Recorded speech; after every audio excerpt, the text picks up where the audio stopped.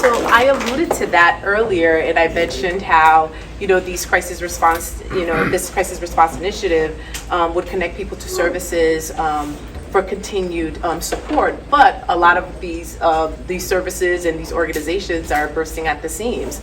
The city actually does not have a lot of financial resources. We have a significant pension obligation.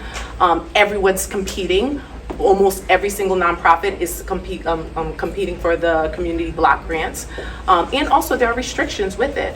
I think we as a city, and what I would do as mayor, is prioritize.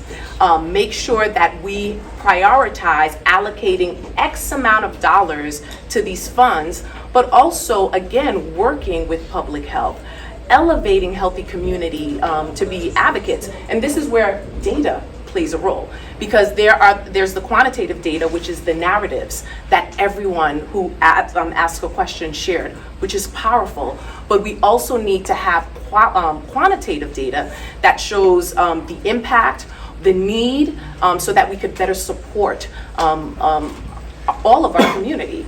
So for me as mayor, I will make sure that I prioritize it.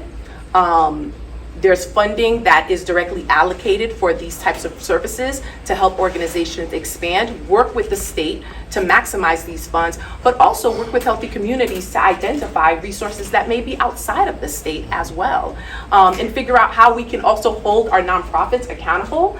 We have some major nonprofits that are not paying taxes on land. So any non-mission driven property, they should be paying taxes, and also working with them to help some of our disparities that exist within the city, which includes health disparity, and that's across the board, mental behavioral health, as well as education, amongst other things.